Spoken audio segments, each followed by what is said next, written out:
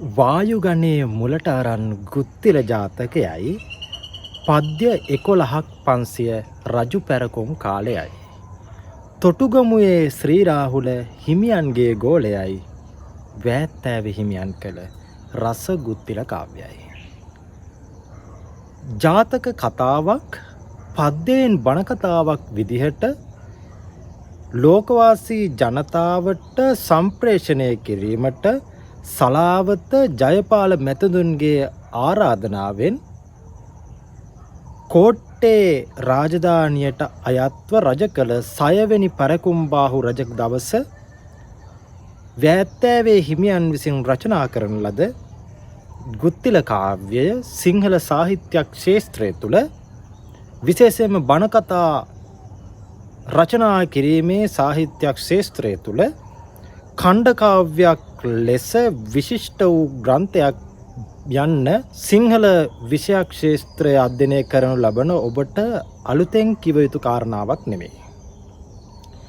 විශේෂයෙන්ම කෝට්ටේ යුගයේ 6 වෙනි පරාක්‍රමබාහු රජ දවස ලියවුණායයි සැලකෙන මෙම ගුත්තිල කාව්‍යයට වස්තු බීජය සපයන්නේ 550 ජාතක පොතේ එන ගුත්තිල ජාතකය. මේ ග්‍රන්ථයට නාමයක් දීම අසීරු කාරණාවක් වීමම පාදක කොටගෙන මේ ගුත්තිල ජාතක කතාව ආරම්භයා මේ ඛණ්ඩ කාව්‍ය ලියවිලා තිබෙන නිසාවෙන් මේකට ගුත්තිල ජාතකය ගුත්තිල කාව්‍ය කියන නම ශාබ්දිකයන් විසින් පටබදින්නට යෙදුණා. මේ ගුත්තිල කාව්‍යයේ කතෘ විදිහට අපි සලකනු ලබන්නේ තොටුගමුවේ ශ්‍රී රාහුල හිමියන්ගේ ගෝල රත්නයක් වෙච්ච වෑත්තෑවේ හාමුදුරුවෝ. මේ වෑත්තෑවේ හාමුදුරුවෝ මේ ගුත්තිල ජාතකය පාදක කොටගෙන මේ ගුත්තිල කාව්‍ය රචනා කරන්නට වස්තු බීජය වෙච්ච කාරණාව. එහෙමත් නැත්නම් හේතු වෙච්ච කාරණාව පිළිබඳව අපි කවුරුත් දන්න කාරණාව තමයි මේ සලාවත ජයපාල මැතිතුන්ගේ ආරාධනාවෙන් මේ ග්‍රන්ථය රචනා කරා කියන එක. හැබැයි අප්‍රකට තොරතුරු නමුත් ජනප්‍රවාදවල සඳහන් වෙන තවත් කාරණාවක් තිබෙනවා. ඒ කාරණාව තමයි තොටුගමුවේ ශ්‍රී රාහුල හාමුදුරුවන් වහන්සේත් ඒ වගේම වෑත්තෑවේ හාමුදුරුවොත් කියන ගුරු ගෝල දෙපළ අතර ඇතිවෙච්ච ගැටණයක් හේතු කොටගෙන එහෙමත් නැත්නම් වරදවා වටහා ගැනීමක් හේතු කොටගෙන මේ ග්‍රන්ථය රචනා කළායයි කියන එක පිළිබඳව තවත් ජනප්‍රවාදයක සඳහන් වෙනවා. විශේෂයෙන්ම අර අපි දන්න ප්‍රස්තාව පිරුලක් තියෙනවා පළ නොකිය පලා බෙදනවා කියලා.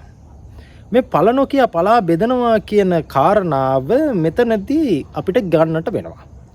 මොකද ගුත්තිල ජාතක කතාව පාදක කොටගෙන මේ වෑත්තෑවේ හාමුදුරුවෝ මේ කෘත්‍ය රචනා කරන්නට හේතු වෙච්ච කාරණාව තමයි විදිහට අපිට දක්වන්න පුළුවන් ඔය පළ නොකිය පලා බෙදීම කියලා.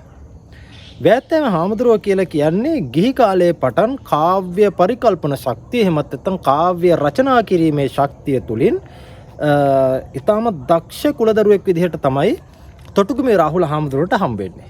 ඒ කතාව පිළිබඳව මම පසුවට ඔබට පැහැදිලි කරනවා. ඔන්න ඔය කාරණාව නිසාම තොටුගමුවේ රාහුල හාමුදුරුවන්ගේ හිතේ ඇති වෙන පොඩි කුකුසක් මේ වෑත්තෑවේ සාමණේර නම එහෙමත් නැත්නම් මගේ ගෝලයා මාව අභිබවා යම්කිසි දවසක යාවිය කියන මට්ටමට මෙයා කල්පනා කරලා ඉවරලා මොකද කරන්නේ මේ තමන්ගේ අන්තේවාසිකයෙක් ලවා දානි වළඳන වේලාව තුල දින කිහිපයක්ම උන්වහන්සේට පලා ගොඩවල් 3ක් උන්වහන්සේගේ දානි පාත්‍රයට බෙදෙව්වය කියන එක එහෙමත් නැත්නම් පිළිගන්වාය කියන කාරණාව පාදක කොටගෙන මේ ගුත්තිල කාව්‍ය පොත රචනා වුණා කියලා අපිට සඳහන් කරන්නට පුළුවන්කම තිබෙනවා. මම අර ඉහතදී සඳහන් කරපු කාරණාව තමයි වෑත්තෑවේ හාමුදුරුවෝ තොටුගමුවේ රාහුල හාමුදුරුවන්ට හම්බෙන්නේ හරිම අහඹු සිදුවීමකින්. වෑත්තෑවේ තොටුගමුවේ රාහුල හාමුදුරුවෝ පිණ්ඩපාතේ යනවා. ওই පිණ්ඩපාතේ යනකොට මේ වෑත්තෑවේ කුමාරයාගේ එහෙම නැත්නම් කුල දරුවාගේ ගම තුල තමයි පිණ්ඩපාතේ වඩින්නේ. ওই වැඩම කරන අවස්ථාව තුල මේ වෑත්තෑවේ කුල දරුවාගේ නිවසටත් මේ හාමුදුරුවෝ වඩිනවා. ওই වැඩම කරන අවස්ථාව තුල මේ වෑත්තෑවේ කුල දරුවට ඉඳලා තියෙන වැඩිමහල් සහෝදරියක්. මේ සහෝදරිය හරි ලස්සනයි. හාමුදුරුවෝ පිණ්ඩපාතේ වැඩම කරන වෙලාවේ මෙයා හාල් ගරගර තමයි මිදුලේ ඉඳලා තියෙන්නේ. මේක දකින්නවා කවුද? තොටුගොමේ රාහුල හාමුදුරුවෝ. දැකලා ඉවරලා මොකද කරන්නේ? අර තරුණිය ලස්සනයි. ඒ ලස්සන තරුණිය කෙරෙහි අර හාමුදුරුවන්ගේ හිතේ පුංචි ආදරයක් එහෙමත් නැත්නම් කැමැත්තක් හට ගන්නවා. උන්වහන්සේ දෙවැනි දවසෙත් වඩිනවා, තුන්වෙනි දවසෙත් වඩිනවා. මේ තරුණිය දැක ගන්න හම්බෙන්නේ නැහැ. ඊට පස්සේ ඒ ගෙදරට වැඩම කරලා එතන තිබිච්ච අඟුරු කෑල්ලක් අරගෙන බිත්තියේ ලියනවා කවි පදයක්. මොකක්ද ලියන්නේ? සිහින් සිනිදු සිනිදුලියේ සිහින් ඉඟට බැඳි සේලේ. ඕක ලියනවා. ලියලි ඉවරලා මොකද කරන්නේ? උන්වහන්සේ පිටත් වෙලා යනවා. උන්වහන්සේ පිටත් වෙලා ගියායින් පස්සේ ඔතනට එනවා අර වැත්තෑවේ කුලදරුවා. එහෙමත් නැත්නම් පැවිදි වෙන්න කලින් මේ කුලදරුවා එනවා. අර තරුණියගේ මල්ලි එනවා ඇවිල්ලා බැලුවා බිත්තියේ ලියලා තියෙන මෙන්න මෙහෙම කවි ඡේදයක්. කවි පද දෙකක් ලියලා තියෙනවා. මේක දැකලා මෙයා මොකද කරන්නේ? වැත්තෑවේ කුලදරුවා ඇවිල්ලා අක්කගෙන් අහනවා මේ අක්කගෙන තමයි ලියලා තින්නේ. අක්කේ ඔයා ගෙදර ඉන්නකොට කවුද ආවේ? එහෙමත් නැත්නම් ඔයාව දකින්න කවුරු හරි ආවද? නැහැ. හාමුදුරන් වහන්සේ නමක් විතරක් අපේ නිවසට පිණ්ඩපාතේ වැඩියා කියලා කියනවා. ඔන්න ඔය කාරණාව අල්ලලා මෙයා අහනවා අක්කගෙන් අක්කා ඒ වෙලාවේ මොකද කර හිටියේ? මං ඒ වෙලාවේ හාල් කර තමයි හිටියේ මල්ලි. ගන්නවා අඟුරු කෑල්ලක් අර කොල්ලා ගිහිල්ලා ඉවරලා බිත්තිය අඳිනවා. සහල් ගරන කත මිදුලේ දැක මහණෙක් කරති ලොලේ කියලා.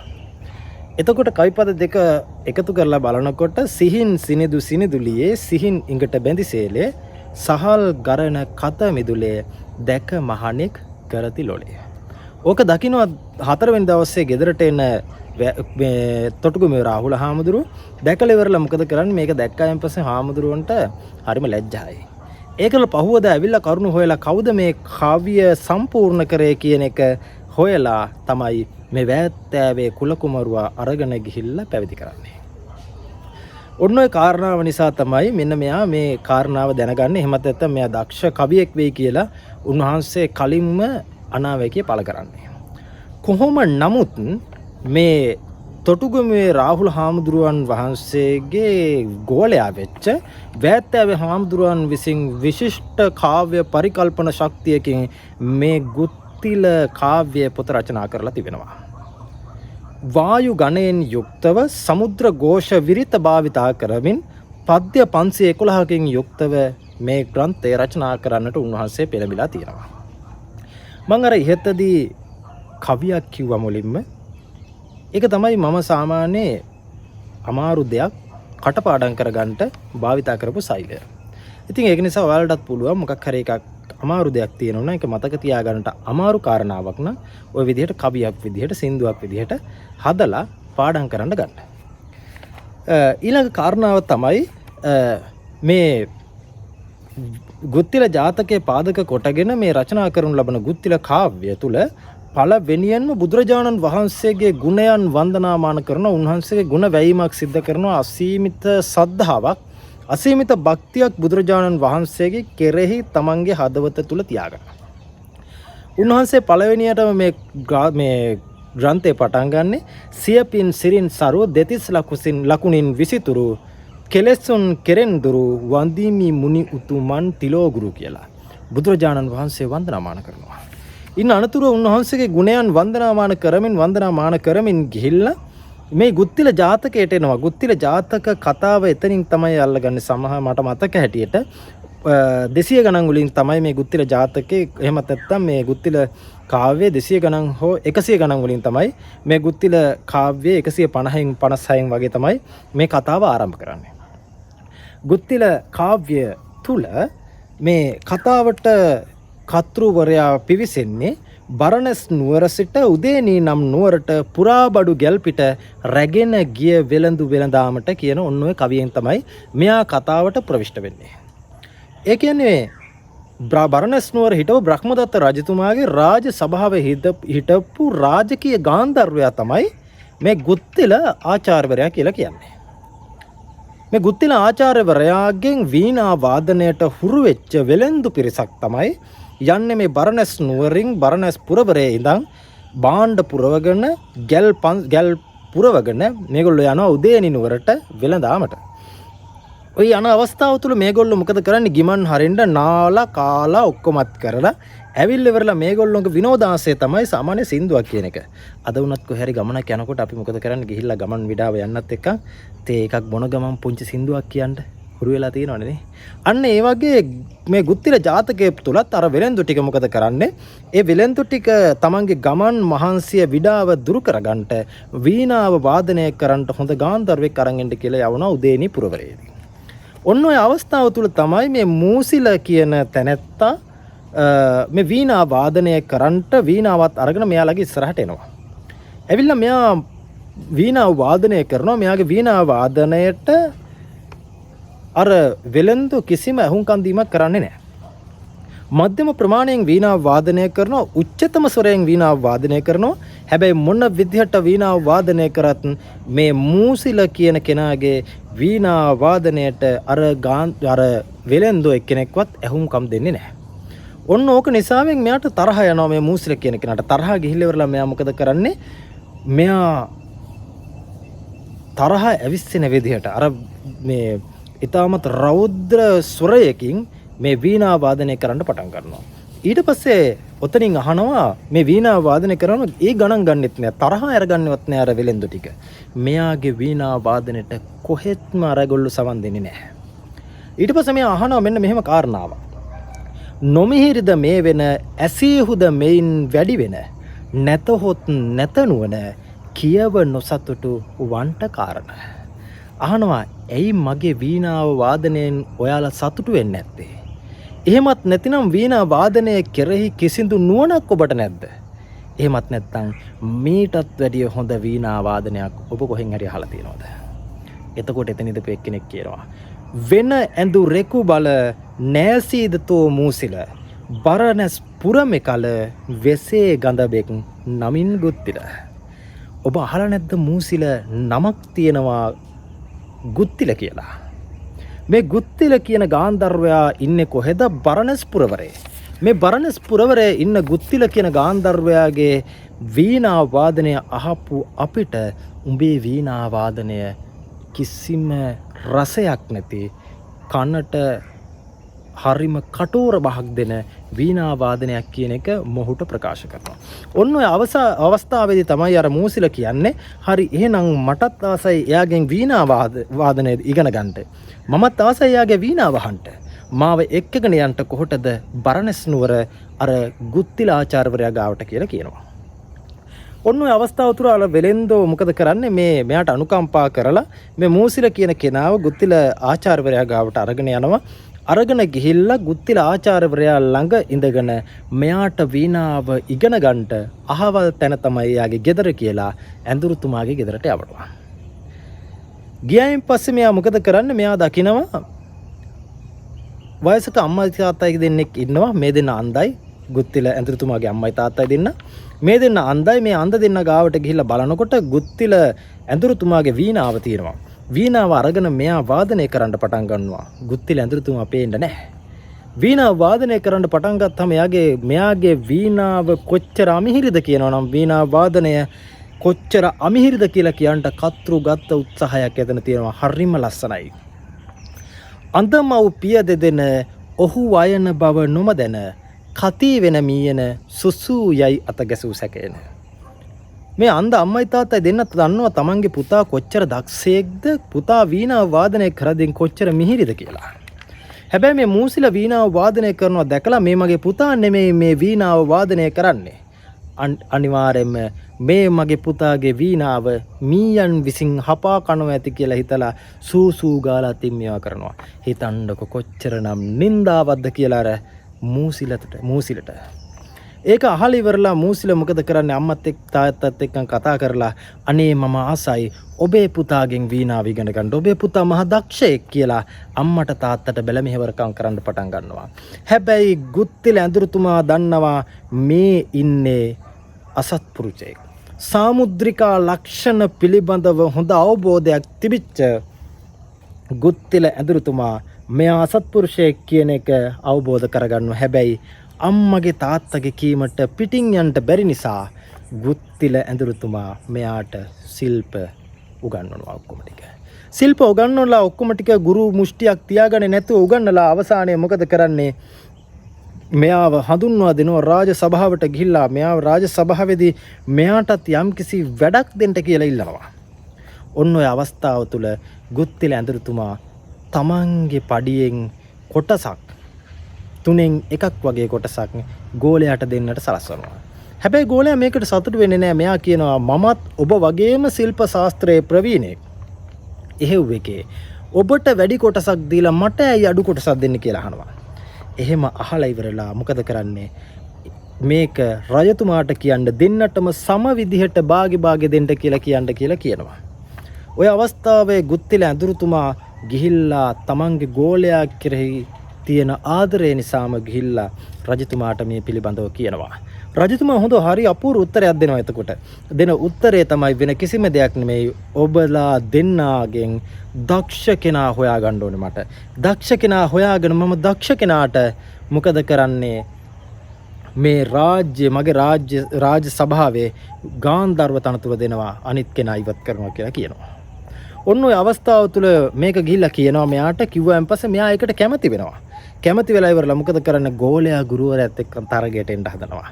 ඔන්න ඔතන ඔය අවස්ථාව තුළ තමයි පින්නතුනි මොකද කරන්නේ? ගුත්තිල ඇඳුරුතුමාට තමන්ගේ ගෝලයා කෙරෙහි තියෙන විශ්වාසය බිඳලා යන්නේ. කියනවා මින් දින 7කින් පස්සේ අපි ශිල්ප දක්වනවා. එදාට මුළු රාජ්‍ය සභාවම කැඳවනවා. එතනට ගම්වැසියෝ කැඳවනවා. ශිල්ප දක්වන එක ඉතාමත් උත්සවත් ශ්‍රීයෙන් සිද්ධ කරන්න ඕනේ කියලා බරණැස් රජතුමා දක්වනවා. අතවැසි වද නොදැමි මොහු හා වාද නොකරමි. එතකඳ වුවත් හිමි ශිල්ප 7 වෙනි දවස දක්වමි. මොහු මගේ ගෝලයා මට මොහුත් එක්කන් වාද කරන්න අවශ්‍ය නැහැ. එහෙමත් නැත්නම් මොහුත් එක්කන් තරග කරන්න අවශ්‍ය නැහැ. හැබැයි ඒ වුණත් ඔබ වහන්සේගේ කීම මට අහක දාන්න බැරි නිසා 7 වෙනි දවස අපි ශිල්ප දක්වනවායි කියන කාරණාව දක්වලා ගිහිල්ලා ගුත්තිල ඇඳුරුතුමා කල්පනා කරනවා මම බැරි වෙලාවත් මගේ ගෝලයාට පරාද වුණොත් ගෝලයා තරුණයි මම දැන් වයසයි.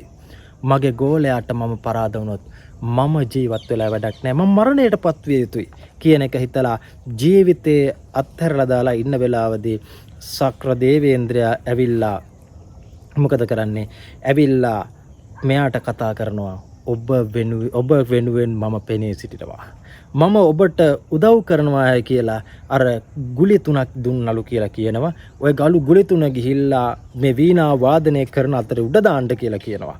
ඒ උඩ දානකොට දිව්‍යාංගනාවන් 900 දෙනෙක් ඇවිල්ලා 300 බැගින් 3 වරක් ඇවිල්ලා ඔවුන් නාට්‍යයේ යෙදෙනවා කියන එක මෙයා සඳහන් කරලා මමත් වීණා වාදනය අහන්න එනවා කියලා සක්‍රදේවේන්ද්‍රයා පිටත් වෙලා ගියා කියලා කියනවා. ඔන්න ඔය කතාව පාදක කොටගෙන තමයි මෙන්න මේ ගුත්තිල කාව්‍ය කියන එක කෘතිය නිර්මාණය වෙලා තියෙන්නේ.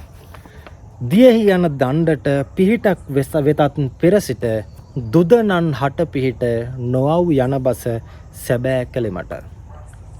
කොපමණ ගුණකොල කළත් දුදනෝ නොවෙති යහපත් කිරිදියෙහි දෙවියත් අඟුරු සුදුවන කලෙක් නම් නැත කියලා මෙන්න මේ කවි දෙක මේ උපදේශාත්මක සාහිත්‍යයට ගන්න පුළුවන් මෙන්න මේ කවි දෙක මේ ගුත්තිල කාව්‍ය තුල තමයි දැක්වෙන්නේ. ඉතින් ඊට පස්සේ ඔන්න ඔය විදිහට මේ අසත්පුරුෂයාගේ ලක්ෂණ මේකේ හොඳට පිළිබිඹු කරලා තියෙනවා.